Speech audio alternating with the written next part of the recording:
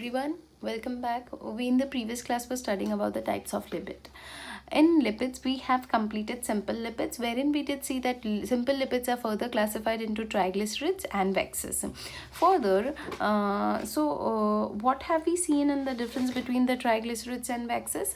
That is, the triglycerides have is a lipid which is consisting of one molecule of glycerol, fine, and along with three molecule of fatty acid. On the contrary, when we talk about waxes is nothing but it contains a single monohydroxy alcohol, fine, along with a long chain fatty acid which forms the wax, fine.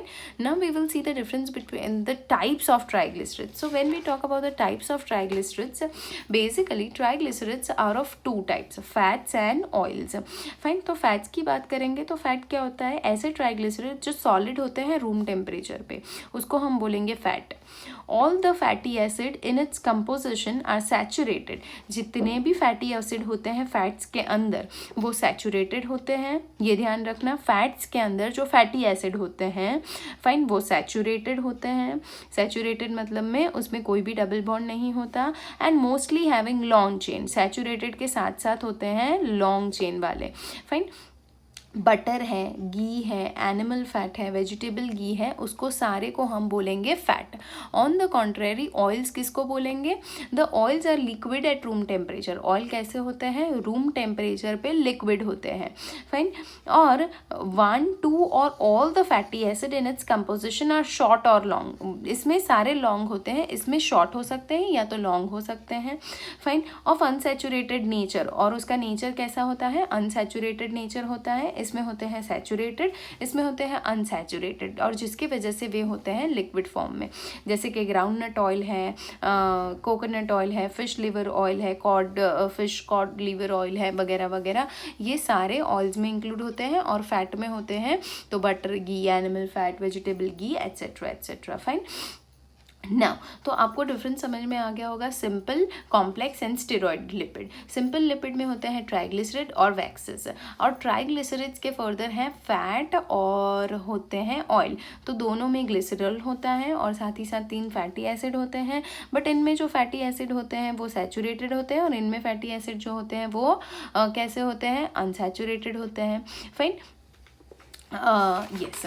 Now moving ahead with the next one, that is talking about complex lipids. जब हम complex lipids की बात करेंगे तो which contains a non lipid constituent in addition to alcohol and fatty acid. So complex lipid की जब हम बात करते हैं तो which contains a non lipid constitution. Non lipid constitution मतलब में उनमें लिपिड के साथ क्या होता है? एक एक्स्ट्रा चीज़ होती है, जैसे कि in addition to alcohol and fatty acid. Lipid कैसे बनता है? तो अल्कोहल और फैटी एसिड से. बट इनके साथ साथ अल्कोहल, फैटी एसिड और एक ग्रुप अटैच होता है और तब बनते हैं कॉम्प्लेक्स. जैसे कि उसके साथ कुछ कार्बोहाइड्रेट ग्रुप अटैच है तो उसको बोलेंगे ग्लाइकोलिपिड, फाइन. अगर वैसे ही उसके साथ कोई फॉस्फेट ग्रुप अटैच है उस लिपिड के साथ तो उसे बोलेंगे फॉस्फोलिपिड. वैसे ही उसके साथ फॉस्फेट की जगह पे समझ लो कोई प्रोटीन मॉइटी अटैच्ड है, कोई प्रोटीन्स अटैच्ड है तो उसको बोलेंगे लाइपोप्रोटीन्स. क्या बोलेंगे? Lipoproteins, fine. तो वही चीज़ है. कॉम्प्लेक्स को क्या लिपिड क्या होता है? कुछ नहीं, वेरी सिंपल. कॉम्प्लेक्स लिपिड ऐसे लिपिड होते हैं जिनमें अल्कोहल और फैटी एसिड के साथ ही साथ एक कुछ एक्स्ट्रा ग्रुप अटैच होता है, फाइन. वैसे ही हम बात करेंगे स्टेरॉइड हार्मोन्स की. स्टेरॉइड हार्मोन की नहीं, we will be talking about steroid lipids. Steroid lipids are important types of lipids. They do not contain fatty acid. उनमें फैटी एसिड नहीं होते भाई. फैटी एसिड नहीं होने वाले जो होते हैं लिपिड्स उनको बोलेंगे steroids, fine. Steroid molecule which contain hydroxyl group but do not contain carboxylic group or ketonic group are sterols. ऐसे steroids जिसमें OH ग्रुप प्रेजेंट होता है, हाइड्रोक्सिलिक ग्रुप प्रेजेंट होता है, मतलब में OH ग्रुप जो लिपिड का अल्कोहल से आने वाला OH ग्रुप है वो प्रेजेंट होता है. बट उसके अंदर क्या नहीं होता? उनके अंदर जो फैटी एसिड तो होता ही नहीं है. तो फैटी एसिड में से आने वाला COOH ग्रुप नहीं है, फाइन. या तो फिर कोई कीटोनिक ग्रुप अटैच नहीं है तो उनको बोलेंगे, ऐसे स्टेरॉइड को बोलेंगे स्टीरॉल्स. क्या बोलेंगे? स्टीरॉल्स. जैसे कि एग्जाम्पल है कोलेस्ट्रॉल है, एस्ट्रोजिल, एर्गोस्टेरॉल है, फाइन. और कुछ ऐसे होते हैं जिनको हम प्रॉपर स्टेरॉइड्स बोलते हैं, जैसे कि कॉर्टिसोन है, प्रोजेस्टेरॉन है, एट्सेट्रा, उनको हम बोलेंगे स्टेरॉइड हार्मोन्स, जो कौन से बेसिस के, कौन से नेचर के होते हैं, स्टेरॉइड नेचर के होते हैं। हार्मोन्स जो हैं कॉर्टिसोन, प्रोजेस्टेरॉन, कोलेस्ट्रोल, एर्गोस्टेरॉल, तो ये सारी चीज़ें जो हैं वो होती हैं स्टेरॉइड्स में। फाइन, तो वो ऐसे लिपिड होते हैं जिनके अंदर क्या नहीं होता, उनके अंदर फैटी एसिड नहीं होता। फाइन, तो उनको बोलेंगे steroids. So this is all about the classification of the lipids. Now we shall be just having a quick look at the importance of lipid. Lipid के क्या क्या इंपॉर्टेंस है? तो lipid liberates a large amount of energy, ये तो हमें पता है, लिपिड में बहुत ज़्यादा एनर्जी होती है। The energy released is more than double the amount release during respiration of carbohydrate. Carbohydrate को ब्रेक डाउन करने से जितनी एनर्जी मिलती है उनसे डबल एनर्जी इसमें से मिलती है। As insoluble in water it is stored in body as reserve food which can be utilised as and when required. तो ये पानी में इनसॉल्युबल है, फाइन, तो वो बॉडी में स्टोर रहता है, सॉल्युबल तो होता नहीं है, तो जब इसका यूटिलाइजेशन करना चाहे तब उसको यूज़ कर सकते हैं। They form an insulating layer, उसकी वजह से इंसुलेटिंग लेयर बनता है। Fine, the myelin sheath around the nerve fibre, ये तो हमने पढ़ा है, जो नर्व फाइबर होते हैं हमने लास्ट चैप्टर में पढ़ा था, उसके आजू बाजू जो माइलिन शीथ होती है वो लिपिड की बनी होती है। That prevents the passage of the nerve impulse from leaking, तो ये जो मैसेज पास ऑन होता है नर्व फाइबर्स में से, वो बाजू में कैसे नहीं जाता, तो बाजू के नर्व फाइबर्स में या लीक नहीं होता because of the presence of the lipid material around the axon. Fine, myelin sheath जो बनी होती है वो। लिपिड सच एज वैक्स, जो वैक्स जैसे लिपिड होते हैं वो प्रोटेक्टिव लेयर बनाते हैं, जैसे बहुत सारे एरियल प्लांट के ऑर्गन होते हैं, उनकी आउटर स्किन बहुत थिक होती है because of the present of the cuticle, और वो क्यूटिकल बनता है वैक्सी लेयर से। फाइन, वो वैक्सी लेयर होता है लिपिड।